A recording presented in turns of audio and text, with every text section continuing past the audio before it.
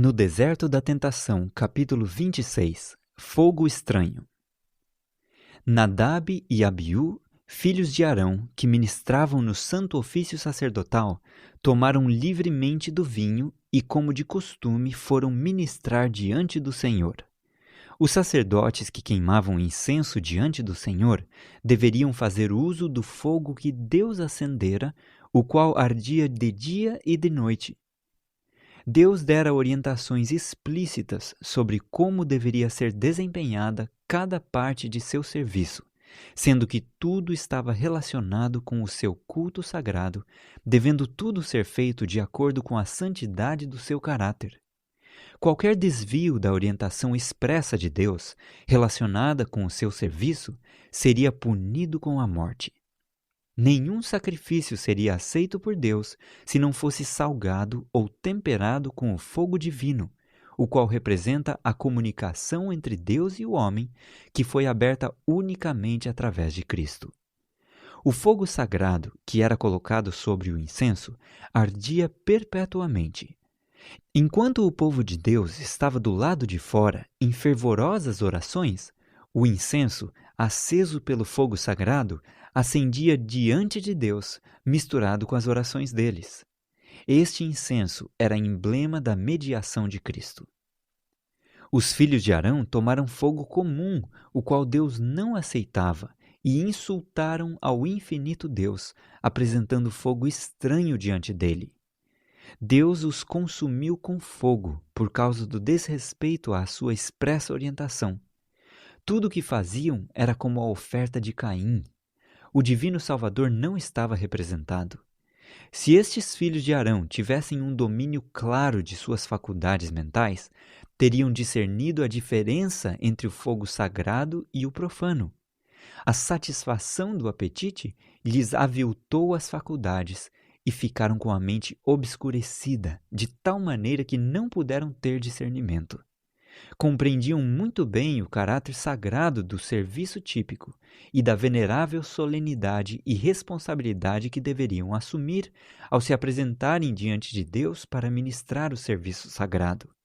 Alguns poderão perguntar: como podem os filhos de Arão ser responsabilizados, sendo que sua mente estava tão paralisada pela intoxicação que eles não estavam aptos para discernir a diferença entre o fogo sagrado e o comum? Quando levaram o copo aos lábios, tornaram-se responsáveis por todos os atos cometidos enquanto estavam sob a influência do vinho. A condescendência com o apetite custou a vida a aqueles sacerdotes. Deus proíbe expressamente o uso do vinho, que tem influência para rebaixar o intelecto.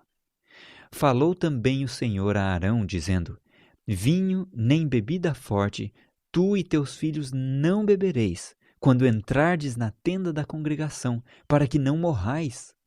Estatuto perpétuo será isso entre as vossas gerações, para fazerdes diferença entre o santo e o profano, e entre o imundo e o limpo, e para ensinardes aos filhos de Israel todos os estatutos que o Senhor lhes tem falado por intermédio de Moisés.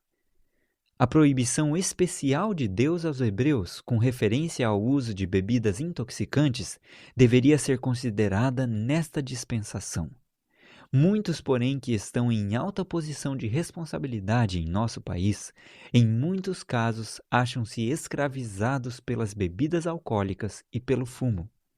Jurados em nossas cortes, cujo veredito decide pela culpa ou inocência de seus semelhantes, muitos deles são consumidores de bebidas alcoólicas e estão inebriados pelo fumo.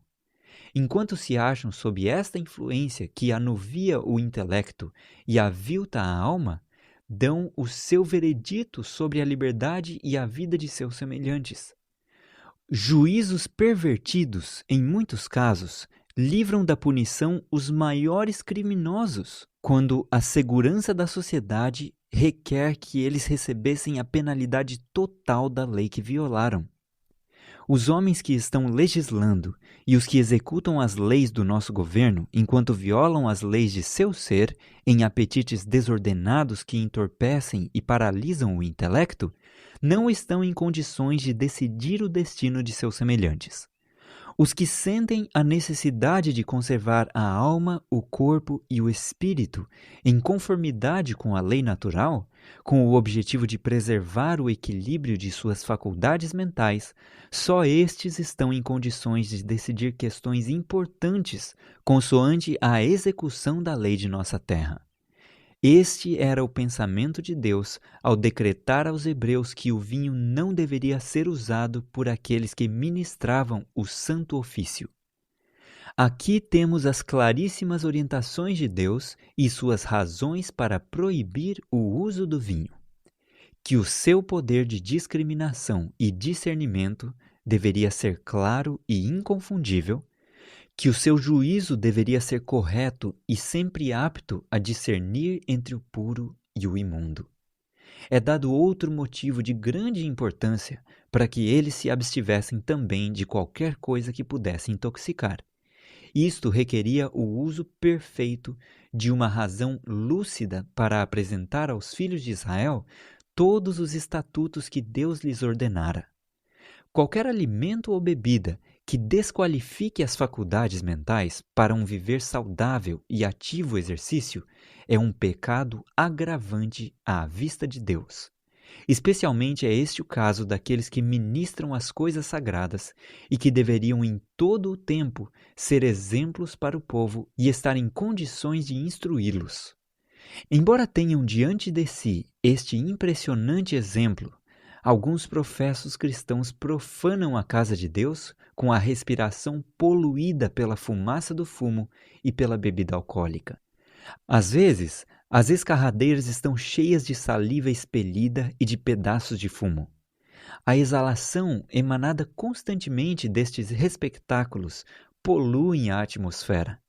Homens que professam ser cristãos ajoelham-se para adorar a Deus e se atrevem a dirigir-lhe oração com os lábios manchados pelo fumo, enquanto seus nervos, meio paralisados, tremem pelo uso exaustivo deste poderoso narcótico.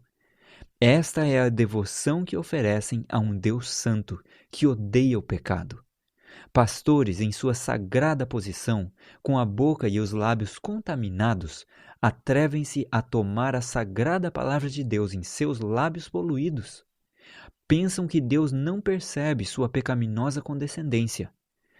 Visto como se não executa logo a sentença sobre a má obra, o coração dos filhos dos homens está inteiramente disposto a praticar o mal.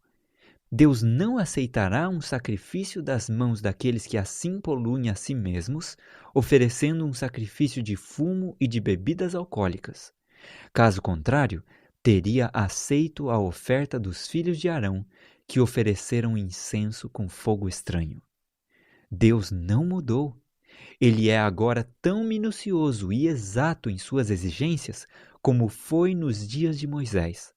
Mas nos santuários de adoração dos nossos dias, com cânticos de louvor, orações e ensino do púlpito, não existe meramente fogo estranho, mas positivo aviltamento. Ao invés de pregar a verdade com santa unção de Deus, ela é proferida muitas vezes sob a influência do fumo e do álcool. Realmente um fogo estranho. A verdade bíblica e a santidade da Bíblia são apresentadas ao povo, e orações são oferecidas a Deus, misturadas com o mau cheiro do fumo. Tal incenso é mais aceitável a Satanás. Que terrível engano é este, que ofensa à vista de Deus, que insulto àquele que é santo e que habita na luz inacessível. Se os professos cristãos tivessem as faculdades mentais num vigor saudável, discerniriam a inconsistência de tal culto. Com Nadab e Abiú, suas sensibilidades acham-se tão embotadas que não fazem diferença entre o sagrado e o profano. Coisas santas e sagradas são trazidas ao baixo nível de seu hálito poluído pelo fumo, de seu cérebro amortecido e sua alma contaminada pela condescendência com o apetite e as paixões. Cristãos professos comem e bebem, fumam e mascam fumo, e tornam-se glutões e beberrões, satisfazendo o apetite e ainda falam em vencer como Cristo venceu.